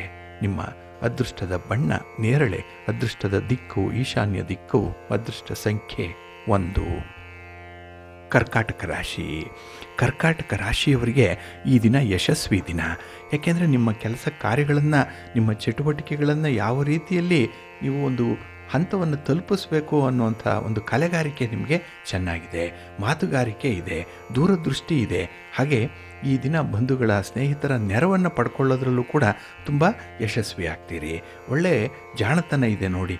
ಹಾಗಾಗಿ ಈ ಬೆಣ್ಣೆಯಲ್ಲಿ ಕೂದಲು ತೆಗೆದಂತೆ ಈ ದಿನ ನಿಮಗೆ ಒಳ್ಳೆಯ ಮಾತುಗಾರಿಕೆ ಇರೋದರಿಂದ ಯಾರಲ್ಲೂ ಕೂಡ ದೋಷ ಇಲ್ಲ, ದ್ವೇಷ ಇಲ್ಲ. ಹಾಗಾಗಿ ಈ ದಿನ ನಿಮ್ಮ ಕೆಲಸ ಕಾರ್ಯಗಳಿಗೆ 4-6 ಜನರ ಸಹಾಯ ಹಸ್ತ ಸಿಕ್ಕುವಂಥ ಸಾಧ್ಯತೆಗಳು ಕೂಡ ತುಂಬ ಇದೆ. ಹಾಗೆ ಈ ದಿನದಲ್ಲಿ ಬೇರೆಯವರ ಜೊತೆ ಚರ್ಚೆ ಮಾಡಿ ಕೆಲವೊಂದು ಪರಿಹಾರಗಳನ್ನು ಕಂಡುಕೊಳ್ಳುವಂಥದ್ದು ಕೂಡ ಇದೆ. ಹಾಗಾಗಿ ಒಂದು ವಿಚಾರ ಏನಾದರೂ ಮನಸ್ಸಿಗೆ ಬಂದರೆ ಅದರ ಬಗ್ಗೆ ಆಳವಾದ ಒಂದು ಜ್ಞಾನವನ್ನು ಸಂಪಾದನೆ ಮಾಡ್ಕೊಳ್ತೀರಿ. ಮನಸ್ಸು ಆ ಒಂದು ನಿಟ್ಟಿನಲ್ಲಿ ನಿಮಗೆ ತುಂಬ ಸದಾ ಸರ್ವದಾ ಸಿದ್ಧವಾಗಿ ಇರುವಂಥದ್ದು. ಅಂದರೆ ಜ್ಞಾನಾರ್ಜನೆಗೆ ಯಾವಾಗಲೂ ಕೂಡ ತುಡಿತಾ ಇರುವಂಥ ಮನಸ್ಸು ನಿಮ್ಮದು. ಹಾಗೆ ವ್ಯಾಪಾರದಲ್ಲಿ, ಉದ್ಯೋಗದಲ್ಲಿ ಹೊಸ ಉತ್ಸಾಹ ಅನ್ನುವಂಥದ್ದು ಇದೆ. ಯಾರದ್ದೋ ಒಂದು ಮಾತು, ಯಾರದ್ದೋ ಒಂದು ಅಭಿಪ್ರೇರಣೆ ನಿಮ್ಮನ್ನು ಈ ದಿನ ತುಂಬ ಮೋಟಿವೇಟ್ ಮಾಡುತ್ತೆ. ಅದರಲ್ಲೂ ಸ್ತ್ರೀಯರಿಗೆ, ವಿಶೇಷವಾಗಿ ಸ್ತ್ರೀಯರಿಂದಲೇ ಅನುಕೂಲತೆಗಳಿದೆ. ಪುರುಷರಿಗೂ ಕೂಡ ಸ್ತ್ರೀಯರೇ ನಿಮಗೆ ಈ ದಿನ ಮಾರ್ಗದರ್ಶಿಯಾಗಿ ನಿಲ್ಲುವಂಥವ್ರು. ಅವರ ಬೆಂಬಲ ಇದೆ, ಅವರ ಸಹಕಾರ ಈ ದಿನ ಬಹಳಷ್ಟು ಮಟ್ಟಿಗೆ ನಿಮಗೆ ಉತ್ಸಾಹವನ್ನು ತರುತ್ತೆ. ಇನ್ನು ಈ ದಿನದ ಪ್ರಯಾಣ ನಿಮಗೆ ಅನುಕೂಲವನ್ನು ತರುತ್ತೆ. ಹಾಗೆ ವಿದ್ಯಾರ್ಥಿಗಳು ಮಾಡುವಂಥ ಪ್ರತಿ ಪ್ರಯತ್ನದಲ್ಲೂ ಕೂಡ ಯಶಸ್ಸು ಈ ದಿನ ಸಿಕ್ಕುವಂಥದ್ದು. ಅದಕ್ಕಾಗಿಯೇ ನಿಮ್ಮ ಸಣ್ಣ ಪುಟ್ಟ ಸಮಸ್ಯೆಗಳಿಗೂ ಕೂಡ ಪರಿಹಾರವನ್ನು ಹುಡುಕುವಂಥ ಸಂದರ್ಭದಲ್ಲಿ ಸ್ವಲ್ಪ ಸಮರ್ಥವಾಗಿ ಕೆಲಸವನ್ನು ನಿರ್ವಹಣೆ ಮಾಡ್ತೀರಿ. ಇದು ನಿಮ್ಮ ಒಂದು ಸಕ್ಸಸ್ಸಿನ ಗುಟ್ಟು ಇದು. ಹಾಗೆ ನಿಮ್ಮ ಮನೆ ದೇವರ ಅನುಗ್ರಹ ಇದೆ, ನಿಮ್ಮ ತಂದೆ ತಾಯಿಯಂದ್ರ ಆಶೀರ್ವಾದ ಇದೆ, ಇನ್ನು ಗುರುಗಳ ಮಾರ್ಗದರ್ಶನ ಇದೆ. ಅದಕ್ಕಾಗಿ ನಿಮ್ಮ ನೆಚ್ಚಿನ ಗುರುಗಳನ್ನು ಈ ದಿನ ಸ್ಮರಣೆ ಮಾಡ್ಕೊಳ್ಳಿ, ಸ್ತೋತ್ರ ಹೇಳ್ಕೊಳ್ಳಿ, ಒಳ್ಳೆಯದಾಗತ್ತೆ. ನಿಮ್ಮ ಅದೃಷ್ಟದ ಬಣ್ಣ ಹಳದಿ, ಅದೃಷ್ಟದ ದಿಕ್ಕು ಪೂರ್ವ ದಿಕ್ಕು, ಅದೃಷ್ಟ ಸಂಖ್ಯೆ 1. ಸಿಂಹರಾಶಿ. ಸಿಂಹರಾಶಿಯವರಿಗೆ ಈ ದಿನ ಸ್ವಲ್ಪ ಮಾನಸಿಕ ಕ್ಷೋಭೆ ಉಂಟಾಗುವಂಥದ್ದು, ಮಾನಸಿಕ ಒತ್ತಡ ಈ ದಿನ ಜಾಸ್ತಿ ಇರುತ್ತೆ ನೋಡಿ. ಯಾಕೋ ಏನೋ ಗೊತ್ತಿಲ್ಲ, ಆದರೂ ಕೂಡ ಅಷ್ಟೊಂದು ಚುರುಕಾಗಿರುವಂಥ ನೀವು ಈ ದಿನ ಮಂಕು ಬಡಿದಂತೆ ಕೂತಿರ್ತೀರಿ. ಎಲ್ಲೋ ಒಂದು ಕಡೆ ಆಲೋಚನೆಗಳು ಜಾಸ್ತಿ ಇರುತ್ತೆ, ಎಲ್ಲೋ ಒಂದು ಕಡೆ ಮರೋಸಿವಾಗಿ ಇರುವಂಥದ್ದು. ಹಾಗೆ ಈ ದಿನದಲ್ಲಿ ಈ ಕೆಲವೊಂದು ಆಗುಹೋಳುಗಳಿಗೆ ನೀವೇ ಕಾರಣ ಅನ್ನುವಂಥ ಒಂದು ದೋಷಾರೋಪಣೆಗಳು ನಿಮ್ಮ ಮೇಲೆ ಬರುವಂಥ ಸಾಧ್ಯತೆಗಳಿದೆ. ಹಾಗೆ ಈ ದಿನದಲ್ಲಿ ಪರಿಸ್ಥಿತಿಗೆ ಹೊಂದಾಣಿಕೆ ಮಾಡಿಕೊಳ್ಳುವಂತಹ ಗುಣ ಕಡಿಮೆ. ಬೇರೆ ಸಂದರ್ಭದಲ್ಲಾದರೆ ತುಂಬ ಚೆನ್ನಾಗಿ ಹೊಂದಾಣಿಕೆ ಮಾಡ್ಕೊಳ್ತೀರಿ. ಆದರೆ ಈ ದಿನ ಯಾರಲ್ಲಿ ಹೊಂದಾಣಿಕೆ ಮಾಡಿಕೊಳ್ಬೇಕೋ ಅವರಲ್ಲೇ ಒಂದು ಶತ್ರುತ್ವ, ವೈರತ್ವ ನಿಮಗೆ ಹೆಚ್ಚಾಗಿ ಕಾಣಿಸುತ್ತೆ. ಹಾಗಾಗಿ ಮನಸ್ಸು ಬೇಕು ಅಂದರೂ ಕೂಡ ಯಾಕೋ ಏನೋ ಆ ಕೆಲಸ ನಿಮ್ಮಿಂದ ಸಾಧ್ಯ ಆಗಲ್ಲ. ಹಾಗೆ ದೈಹಿಕವಾಗಿ ತುಂಬ ಆಯಾಸ ಈ ದಿನ ಇರುವಂಥದ್ದು. ಹಾಗಾಗಿ ಸ್ವಲ್ಪ ಕೆಲಸ ಮಾಡಿದ್ರೆ ಕೂಡ ಒಂದು ಸುಸ್ತಾಗುತ್ತೆ, ಇಲ್ಲ ಆ ಕೆಲಸದಲ್ಲಿ ಆಸಕ್ತಿ ಕಡಿಮೆ ಆಗಿಬಿಡುತ್ತೆ. ಹಾಗಾಗಿನೇ ಅರ್ಧಂಬರ್ಧಕ್ಕೆ ಕೆಲಸವನ್ನು ನಿಲ್ಲಿಸುವಂಥದ್ದಾಗಲಿ ಅಥವಾ ಯಾವುದೋ ಒಂದು ಮಾತಿನಿಂದ ಅಥವಾ ನಿಮ್ಮ ಕೃತಿಯಿಂದ ವಿವಾದಗಳನ್ನು ನೀವು ಸೃಷ್ಟಿ ಮಾಡುವಂಥದ್ದಾಗಲಿ ಆಗಿಬಿಡುತ್ತೆ. ಹಾಗಾಗಿನೇ ಈ ದಿನ ವ್ಯಾಪಾರ ವ್ಯವಹಾರಗಳು ಮಂದಗತಿಯಲ್ಲಿ ನಡೀತಾ ಇರೋದರಿಂದ ಸ್ವಲ್ಪ ತಾಳ್ಮೆಯಿಂದ ಇರಬೇಕು. ನಿಮ್ಮ ಮನೆ ದೇವರನ್ನು ಸ್ಮರಣೆ ಮಾಡ್ತಾ ಇರಿ. ಹಾಗೆ ಆದಿತ್ಯ ಹೃದಯ ಸ್ತೋತ್ರವನ್ನು ಹೇಳ್ಕೊಳ್ಳಿ, ಸೂರ್ಯ ನಮಸ್ಕಾರ ಮಾಡಿಕೊಳ್ಳಿ. ಈ ದಿನ ಒಳ್ಳೆಯದಾಗುತ್ತೆ. ನಿಮ್ಮ ಅದೃಷ್ಟದ ಬಣ್ಣ ಕೆಂಪು, ಅದೃಷ್ಟದ ದಿಕ್ಕು ಪೂರ್ವ ದಿಕ್ಕು, ಅದೃಷ್ಟ ಸಂಖ್ಯೆ 3. ಕನ್ಯಾ ರಾಶಿ. ಕನ್ಯಾ ರಾಶಿಯವರಿಗೆ ಈ ದಿನ ಜವಾಬ್ದಾರಿಗಳು ಹೆಚ್ಚಾಗುವಂಥ ದಿನ. ಅದರಲ್ಲೂ ಈ ಗೃಹಸ್ಥಾನಗಳು ಅಷ್ಟೊಂದು ಅನುಕೂಲಕರವಾದಂತಹ ಸ್ಥಿತಿಯಲ್ಲಿಲ್ಲ. ಹಾಗಾಗಿ ಜವಾಬ್ದಾರಿಯನ್ನೇನೋ ಹೊರಬೋದು, ಆದರೆ ಅದಕ್ಕೆ ಬೇಕಾದಂತಹ ಪೂರಕ ಬೆಂಬಲ ನಿಮಗೆ ಕೂಡಲೇ ಸಿಕ್ಕಲ್ಲ. ಅದಕ್ಕೂ ಕೂಡ ಈ ದಿನ ಹೋರಾಟ ಮಾಡಬೇಕಾಗತ್ತೆ. ಇನ್ನು ಫಲಿತಾಂಶಗಳು ತುಂಬ ಮಂದಗತಿಯಲ್ಲೇ ನಡೆದು ನಿಮಗೆ ಒಂದು ರೀತಿಯಲ್ಲಿ ತಾಳ್ಮೆಯನ್ನು ಕೆಡಿಸ್ಬಿಡುತ್ತೆ. ಹಾಗೆ ಈ ದಿನ ಆನಂದ ಪಡಬೇಕು, ಸಂತೋಷ ಪಡಬೇಕು ಅನ್ನುವಂಥ ಯಾವುದೇ ವಿಚಾರ ಇದ್ದರೂ ಕೂಡ ಅಲ್ಲಿ ಮಧ್ಯಮ ಫಲಗಳು ಇರುವಂಥದ್ದು. ಹಾಗಾಗಿ ಯಾರಿಂದ ಯಾವುದನ್ನೂ ಕೂಡ ನಿರೀಕ್ಷೆಯನ್ನು ಮಾಡಬೇಡಿ, ಎಕ್ಸ್ಪೆಕ್ಟೇಷನ್ ಇಟ್ಕೊಳ್ಬೇಡಿ ಈ ದಿನದಲ್ಲಿ. ಇನ್ನು ಕೌಟುಂಬಿಕ ವ್ಯವಹಾರಗಳಲ್ಲಿ ನಿಮ್ಮ ಆಲೋಚನೆಗಳು ಸ್ಥಿರವಾಗಿರಲ್ಲ. ಬೆಳಗ್ಗೆ ಒಂದು ನಿರ್ಧಾರ ಮಾಡ್ತೀರಿ, ಮಧ್ಯಾಹ್ನಕ್ಕೆ ಅದನ್ನು ಬದಲಾವಣೆ ಮಾಡಿಬಿಡ್ತೀರಿ. ಹಾಗಾಗಿ ಅಸ್ಥಿರವಾದಂಥ ಮನಸ್ಸು ಈ ದಿನ ಇರುವಂಥದ್ದು, ಚಂಚಲವಾದ ಮನಸ್ಸು, ಏನೇನೋ ವಿಚಿತ್ರವಾದ ಆಲೋಚನೆಗಳು ಬರುತ್ತೆ. ಹಾಗಾಗಿ ಇಂಥ ಯೋಚನೆಗಳಲ್ಲೇ ಈ ದಿನ ನೀವು ಉತ್ತಮವಾದಂತಹ ಒಂದು ತೀರ್ಮಾನವನ್ನು ಮಾಡಿಕೊಳ್ಳುವಂಥ ಶಕ್ತಿಯನ್ನು ಕೂಡ ಕಳ್ಕೊಳ್ತೀರಿ. ಹಾಗೆ ಈ ದಿನ ಕೈಗೊಂಡ ಕೆಲಸ ಕಾರ್ಯಗಳಲ್ಲಿ ನಿಮಗೆ ಸ್ವಲ್ಪ ವಿಘ್ನಗಳು ಜಾಸ್ತಿ ಇರುತ್ತೆ. ಏನೋ ಒಂದು ದೃಷ್ಟಿ ದೋಷ ಇರಬಹುದು. ಎಲ್ಲೋ ಒಂದು ಕಡೆ ನೀವು ಕೆಲಸ ಮಾಡಿದ್ರೂ ಕೂಡ ಅದು ನಿಮಗೆ ಒಂದು ರಿವರ್ಸ್ ಆಗಿರುವಂಥ ಫಲಿತಾಂಶವನ್ನು ತರ್ತಾ ಇರುತ್ತೆ. ಹಾಗೆ ಈ ದಿನದ ಪ್ರಯಾಣ ಕೂಡ ಅಷ್ಟೊಂದು ಸೌಖ್ಯವನ್ನು ತರಲ್ಲ. ಅದರಲ್ಲೂ ನಿಮ್ಮ ಸ್ವಂತ ವಾಹನ, ಅದಕ್ಕೆ ಈ ದಿನ ರಿಪೇರಿಗೋ ಅಥವಾ ನಿಮ್ಮ ಪ್ರಯಾಣಕ್ಕೋ ಹೆಚ್ಚು ದುಡ್ಡನ್ನು ಖರ್ಚು ಮಾಡುವಂಥ ಸಾಧ್ಯತೆ ಕೂಡ ಇರುತ್ತೆ. ಇನ್ನು ಈ ವ್ಯವಹಾರದ ಬಗ್ಗೆ ಸ್ವಲ್ಪ ಯೋಚನೆ ಮಾಡಿ ನೀವು ನಿರ್ಧಾರವನ್ನು ತೆಗೆದುಕೊಳ್ಬೇಕು. ಯಾವುದೇ ವಿಚಾರ ಇರಲಿ, ಸಾಧಕ ಬಾಧಕಗಳನ್ನು ಮೊದಲು ಕ್ಯಾಲ್ಕುಲೇಟ್ ಮಾಡಿ, ನಂತರ ಅದನ್ನು ಅಕ್ಸೆಪ್ಟ್ ಮಾಡ್ಕೊಳ್ಳಿ. ಏಕಾಏಕಿ ಯಾವುದೇ ವಿಚಾರವನ್ನು ನೀವು ಒಪ್ಕೊಳ್ಬೇಡಿ. ನಿಮ್ಮ ಇಷ್ಟ ದೇವರನ್ನು ಆರಾಧನೆ ಮಾಡಿ, ಗಣಪತಿಯನ್ನು ಈ ದಿನ ಪ್ರಾರ್ಥನೆ ಮಾಡಿಕೊಳ್ಳಿ, ಗಣಪತಿಯ ಸ್ತೋತ್ರವನ್ನು ಹೇಳ್ಕೊಳ್ತಾ ಇರಿ, ಒಳ್ಳೆಯದಾಗುತ್ತೆ. ನಿಮ್ಮ ಅದೃಷ್ಟದ ಬಣ್ಣ ತಿಳಿ ಹಸಿರು, ಅದೃಷ್ಟದ ದಿಕ್ಕು ಈಶಾನ್ಯ ದಿಕ್ಕು, ಅದೃಷ್ಟ ಸಂಖ್ಯೆ 5. ತುಲಾರಾಶಿ. ತುಲಾರಾಶಿಯವರಿಗೆ ಈ ದಿನ ಸಂತೋಷದ ದಿನ. ಅದರಲ್ಲೂ ಹೊಸ ಹೊಸ ವಸ್ತುಗಳನ್ನು, ಹೊಸ ಸಾಮಗ್ರಿಗಳನ್ನು ಈ ದಿನ ಖರೀದಿ ಮಾಡ್ತೀರಿ. ನಿಮಗೆ ಇಷ್ಟವಾದಂಥ ವಸ್ತು ಈ ದಿನ ನಿಮ್ಮ ಜೊತೆಯಲ್ಲಿರುತ್ತೆ. ಹಾಗೆ ನಿಮಗೆ ಖುಷಿ ಕೊಡುವಂಥ, ಸಂತೋಷ ಕೊಡುವಂಥ ವ್ಯಕ್ತಿ ಕೂಡ ಈ ದಿನ ನಿಮ್ಮ ಒಂದು ದೂರವಾಣಿ ಕರೆಯಲ್ಲಿರ್ತಾರೆ ಅಥವಾ ಅವರನ್ನು ಭೇಟಿ ಮಾಡುವಂಥ ಪ್ರಯತ್ನದಲ್ಲಿರ್ತೀರಿ.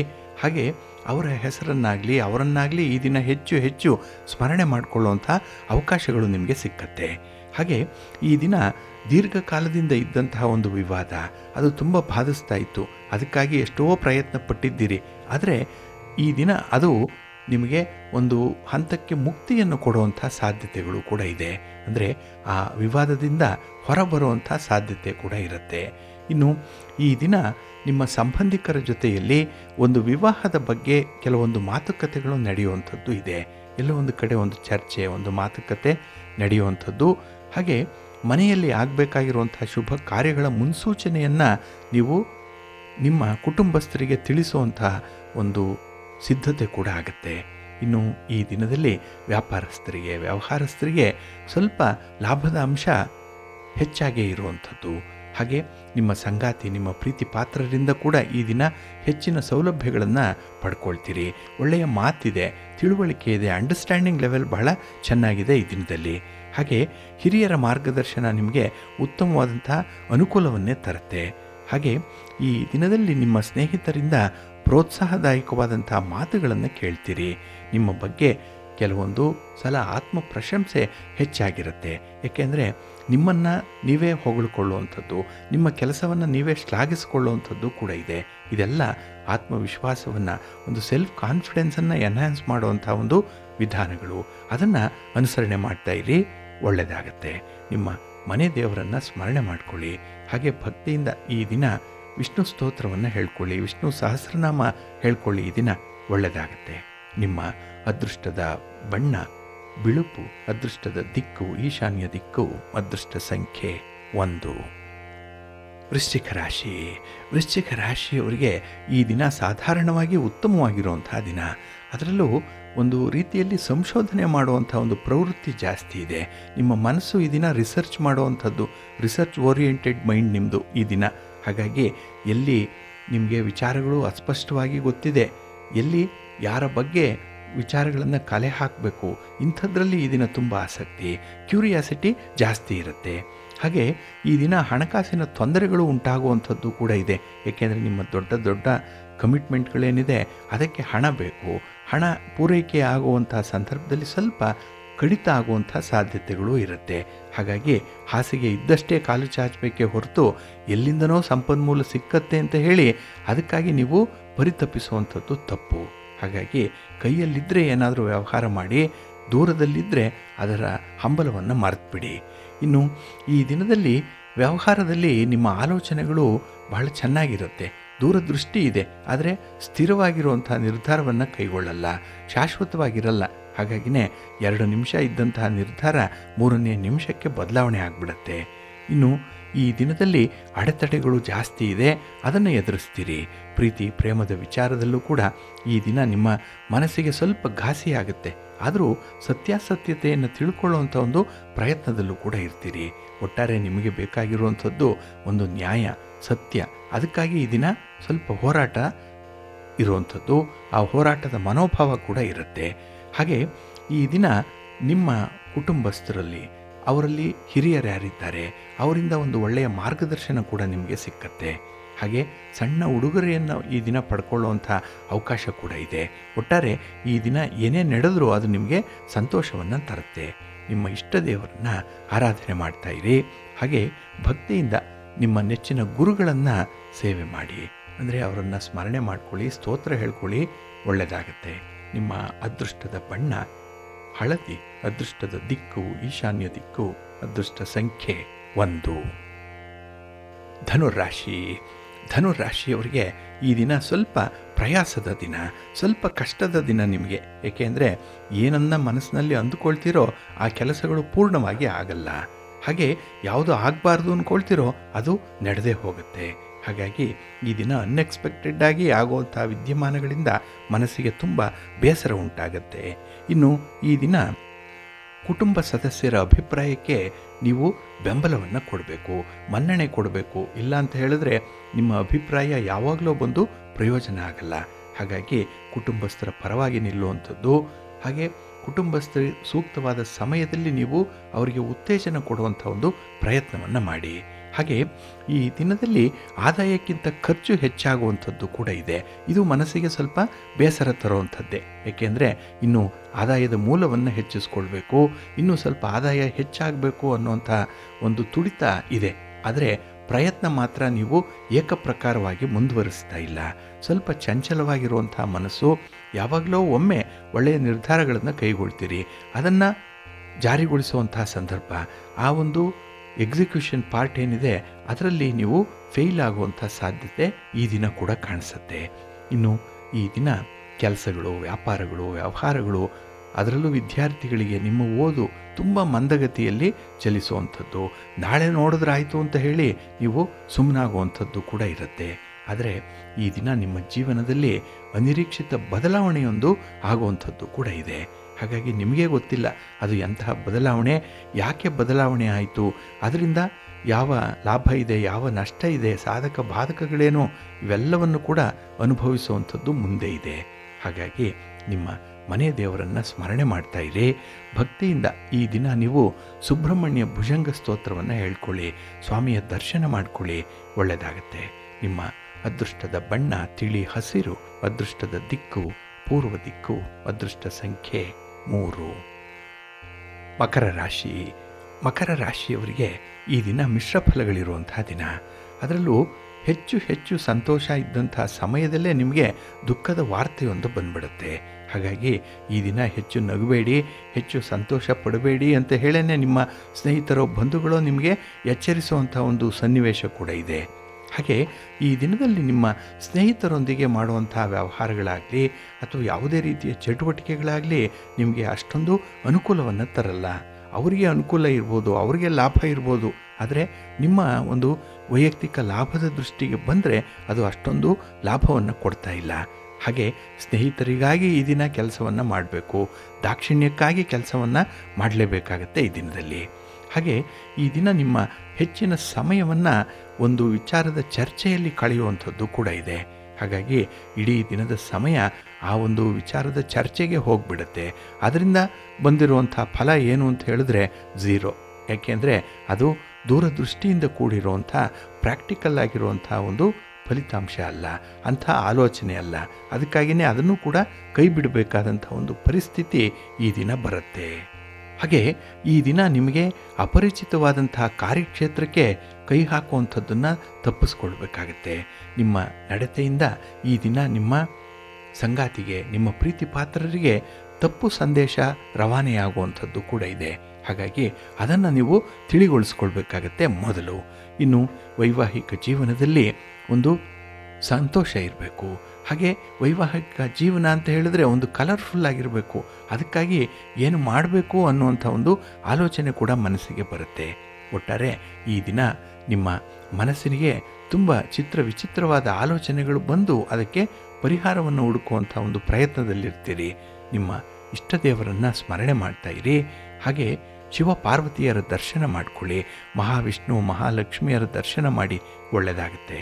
ನಿಮ್ಮ ಅದೃಷ್ಟದ ಬಣ್ಣ ನೇರಳೆ, ಅದೃಷ್ಟದ ದಿಕ್ಕು ಈಶಾನ್ಯ ದಿಕ್ಕು, ಅದೃಷ್ಟ ಸಂಖ್ಯೆ 1. ಕುಂಭರಾಶಿ. ಕುಂಭರಾಶಿಯವರಿಗೆ ಈ ದಿನ ನೋಡಿ, ಕೈ ಹಿಡಿದ ಕೆಲಸ ಕಾರ್ಯಗಳು ಬಹಳ ಬೇಗ ಮುಕ್ತಾಯ ಆಗುತ್ತೆ. ಮುಟ್ಟಿದ್ದೆಲ್ಲ ಚಿನ್ನ ಆಗುತ್ತೆ ಈ ದಿನದಲ್ಲಿ. ಅಷ್ಟರ ಮಟ್ಟಿಗೆ ನಿಮ್ಮ ಕೆಲಸಗಳು ನಿಮ್ಮ ಕೈಗುಣದಿಂದ ಯಶಸ್ವಿ ಆಗುತ್ತೆ. ಹಾಗೆ ತುಂಬ ಶ್ರಮ ಪಡ್ತೀರಿ. ಅದರಲ್ಲೂ ಲೆಕ್ಕಾಚಾರದ ಶ್ರಮ ಅದು. ಇಲ್ಲಿಯೋ ಗಾಳಿಗೆ ಮೈಗುದ್ದಿದಂತೆ ಶ್ರಮಪಟ್ಟು ಅದನ್ನು ನೀವು ಹೇಳ್ಕೊಳ್ಳುವಂಥದ್ದಲ್ಲ. ಹಾಗಾಗಿ ನೀವು ಎಷ್ಟು ಶ್ರಮ ಪಡ್ತೀರೋ ಅದು ತುಂಬ ಲೆಕ್ಕಾಚಾರದಲ್ಲಿ ಇರುತ್ತೆ. ಹಾಗೆ ಅದು ತುಂಬ ಒಂದು ಫ್ರೂಟ್ಫುಲ್ಲಾಗೇ ಇರುವಂಥದ್ದು. ಹಾಗಾಗಿ ಶ್ರಮ ಪಟ್ಟರೂ ಕೂಡ ಈ ದಿನ ನಿಮಗೆ ಫಲ ಇದ್ದೇ ಇದೆ. ಇನ್ನು ನಿಮ್ಮ ಕಾರ್ಯಕ್ಷೇತ್ರದಲ್ಲಿ ನಿಮ್ಮ ಯೋಜನೆಗಳು ಕೈಗೂಡುತ್ತೆ. ನಿಮ್ಮ ಸಲಹೆಗಳನ್ನು ಇತರರು ಕೂಡ ಸ್ವೀಕರಿಸುವಂಥದ್ದು ಕೂಡ ಈ ದಿನ ಇರುತ್ತೆ. ಹಾಗೆ ಈ ದಿನ ನಿಮ್ಮ ಪ್ರೀತಿ ಪಾತ್ರರಿಗೆ ಸಂತೋಷ ಉಂಟಾಗಬೇಕು. ಆ ರೀತಿ ನಿಮ್ಮ ಮಾತು, ನಿಮ್ಮ ನಡತೆಯನ್ನು ಇಟ್ಕೊಳ್ಬೇಕಾಗತ್ತೆ. ಇನ್ನು ಧನಾತ್ಮಕ ಮುನ್ನಡೆ ಏನಿದೆ ಅದು ಇಚ್ಛಿತ ಗುರಿಯನ್ನು ಮುಟ್ಟಲಿಕ್ಕೆ ಸಹಾಯ ಮಾಡುತ್ತೆ. ಹಾಗಾಗಿ ಯಾವತ್ತೂ ಕೂಡ ನೀವು ತುಂಬ ಪಾಸಿಟಿವ್ ಆಗಿ ಯೋಚನೆ ಮಾಡ್ತಾಯಿರಿ, ಒಳ್ಳೆಯ ಫಲ ನಿಮಗೆ ಸಿಕ್ಕತ್ತೆ. ಇನ್ನು ಹಣಕಾಸಿನ ಪರಿಸ್ಥಿತಿ ಉತ್ತಮವಾಗಿರುತ್ತೆ. ಆದರೆ ಈ ದಿನ ಲೇವಾದೇವಿ ವ್ಯವಹಾರ ಮಾಡುವಂಥವ್ರು ಸ್ವಲ್ಪ ಜಾಗ್ರತೆ. ಅದರಲ್ಲೂ ಈ ದಿನ ಸಂಶೋಧಕರಿಗೆ ಒಳ್ಳೆಯ ಅವಕಾಶಗಳು ಸಿಕ್ಕುವಂಥದ್ದು ಕೂಡ ಇದೆ. ಆದರೆ ಅದನ್ನು ನೀವು ಬಳಸ್ಕೊಳ್ಬೇಕು.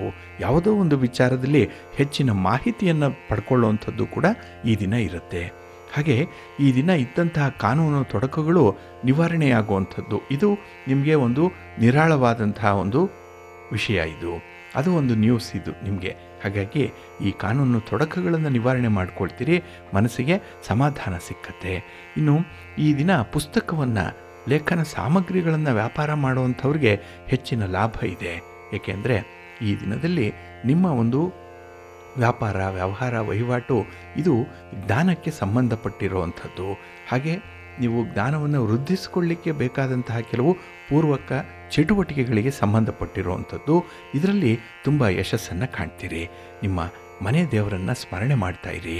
ಹಾಗೆ ಭಕ್ತಿಯಿಂದ ಈ ದಿನ ಆಂಜನೇಯ ಸ್ತೋತ್ರವನ್ನು ಹೇಳ್ಕೊಳ್ಳಿ, ಶ್ರೀರಾಮ ರಕ್ಷಾ ಸ್ತೋತ್ರವನ್ನು ಹೇಳ್ತಾಯಿರಿ, ಒಳ್ಳೆಯದಾಗತ್ತೆ. ನಿಮ್ಮ ಅದೃಷ್ಟದ ಬಣ್ಣ ಕೇಸರಿ, ಅದೃಷ್ಟದ ದಿಕ್ಕು ಈಶಾನ್ಯ ದಿಕ್ಕು, ಅದೃಷ್ಟ ಸಂಖ್ಯೆ 1. ಮೀನರಾಶಿ. ಮೀನರಾಶಿಯವರಿಗೆ ಈ ದಿನ ವಾಕ್ಸ್ಥಾನದಲ್ಲಿ ಚಂದ್ರ ಇದ್ದಾನೆ. 2ನೇ ಮನೆಯಲ್ಲಿ ಚಂದ್ರ ಅಂದರೆ ನಿಮ್ಮ ಮಾತಿನಲ್ಲಿ ಈ ದಿನ ಸ್ವಲ್ಪ ವ್ಯತ್ಯಯ ಉಂಟಾಗುವಂಥದ್ದು. ಕೆಲವರ ಮಾತನ್ನು ನಂಬಲ್ಲ, ಕೆಲವರ ಮಾತನ್ನು ವಿಪರೀತ ನಂಬಲಿಕ್ಕೆ ಹೋಗ್ತೀರಿ. ಹಾಗಾಗಿ 2 ಎಕ್ಸ್ಟ್ರೀಮ್ಸ್ ಎಂಡಿಗೆ ನೀವು ಹೋಗೋದ್ರಿಂದ ಅದನ್ನು ನಿಭಾಯಿಸಲಿಕ್ಕೆ ಕಷ್ಟ ಆಗುತ್ತೆ. ಆದ್ದರಿಂದಲೇ ಯಾವತ್ತೂ ಕೂಡ ಸ್ವಲ್ಪ ವಯಾಮೀಡಿಯಾ ಇಟ್ಕೊಳ್ಳುವಂಥದ್ದು ಉತ್ತಮ. ಅದರಲ್ಲಿ ಒಂದು 50 ಭಾಗ, ಇದರಲ್ಲಿ ಒಂದು 50 ಭಾಗ ತೆಗೆದುಕೊಂಡು ಅಲ್ಲಿ ನಿಮ್ಮದೇ ಹೊಸದಾದಂಥ ಒಂದು ಭಾಗವನ್ನು ನೀವು ಪ್ರಾರಂಭ ಮಾಡಬೇಕಾಗತ್ತೆ. ಹಾಗಾಗಿನೇ ಈ ದಿನ ಹಿರಿಯರ ಆಶೀರ್ವಾದದಿಂದ ಬಂದಿರುವಂಥ ಈ ಫಲಗಳೇನಿದೆ ಅದನ್ನು ಮುಂದುವರಿಸಿ. ಇನ್ನು ಈ ದಿನ ನೀವು ಕೈಗೊಂಡಂಥ ವ್ಯವಹಾರಗಳಿಗೆ ಸ್ತ್ರೀಯರಿಂದ ಬೆಂಬಲ ಚೆನ್ನಾಗಿದೆ. ಯಾರೋ ಸ್ತ್ರೀ ಓರ್ವರು ನಿಮಗೆ ಹಣಕಾಸಿನ ನೆರವನ್ನು ಕೂಡ ನೀಡ್ತಾರೆ. ಇನ್ನು ಈ ದಿನ ಆರೋಗ್ಯದ ವಿಚಾರದಲ್ಲಿ ಸ್ವಲ್ಪ ಮಟ್ಟಿಗೆ ಕಿರಿಕಿರಿ ಇರುವಂಥದ್ದು ಕೂಡ ಇದೆ. ಹಾಗಾಗಿ ಈ ದಿನ ಆರೋಗ್ಯಕ್ಕಾಗಿ ಮನೆ ಮದ್ದು, ವೈದ್ಯರನ್ನು ಕಾಣುವಂಥದ್ದು, ಅಲ್ಲಿ ಸ್ವಲ್ಪ ಓಡಾಟ ಅನ್ನುವಂಥದ್ದು ನಿಮಗೆ ಪ್ರಾಪ್ತಿಯಾಗತ್ತೆ. ಇನ್ನು ಈ ದಿನ ನಿಮ್ಮ ಪರಿಸ್ಥಿತಿಯನ್ನು ತಪ್ಪಿಸ್ಕೊಳ್ಬೇಕು. ಅದಕ್ಕಾಗಿ ಒಂದೆರಡು ಸುಳ್ಳುಗಳನ್ನು ಹೇಳುವಂಥ ಸಾಧ್ಯತೆ ಕೂಡ ಇದೆ. ಅದರಲ್ಲೂ ಈ ಸುಳ್ಳು ತೀರಾ ಅತ್ಯಲ್ಪ ಮಟ್ಟದ್ದು, ಅಷ್ಟೊಂದು ದೊಡ್ಡ ಎಫೆಕ್ಟನ್ನು ಕೊಡುವಂಥದ್ದಲ್ಲ. ಆದರೂ ಕೂಡ ಈ ದಿನ ಸುಳ್ಳು ಹೇಳುವ ಮೂಲಕ ನಿಮ್ಮನ್ನು ನೀವು ರಕ್ಷಣೆ ಮಾಡ್ಕೊಳ್ತೀರಿ. ಇನ್ನು ಈ ದಿನದಲ್ಲಿ ವ್ಯಾಪಾರ ವ್ಯವಹಾರಗಳಲ್ಲಿ ಸ್ವಲ್ಪ ಆಸಕ್ತಿಯನ್ನು ರೂಢಿಸ್ಕೊಳ್ಬೇಕು. ಇನ್ನು ಯಾವ ಕ್ಷೇತ್ರದಲ್ಲಿ ನಿಮಗೆ ಆಸಕ್ತಿ ಇದೆ ಅದನ್ನು ನೀವೇ ಕಂಡುಹಿಡ್ಕೊಳ್ಳಿ. ಅದನ್ನು ಮುಂದಿನ ದಿನಗಳಲ್ಲಿ ಅನುಸರಣೆ ಮಾಡುವಂಥ ಒಂದು ಪ್ರಯತ್ನ ಮಾಡಿ. ನಿಮ್ಮ ಮನೆ ದೇವರನ್ನು ಸ್ಮರಣೆ ಮಾಡ್ತಾಯಿರಿ. ಹಾಗೆ ದುರ್ಗಾಸ್ತುತಿಯನ್ನು ಮಾಡಿ, ಅಮ್ಮನವರ ದರ್ಶನ ಮಾಡಿಕೊಳ್ಳಿ, ಒಳ್ಳೆಯದಾಗತ್ತೆ. ನಿಮ್ಮ ಅದೃಷ್ಟದ ಬಣ್ಣ ಕೆಂಪು, ಅದೃಷ್ಟದ ದಿಕ್ಕು ಪೂರ್ವ ದಿಕ್ಕು, ಅದೃಷ್ಟ ಸಂಖ್ಯೆ 3.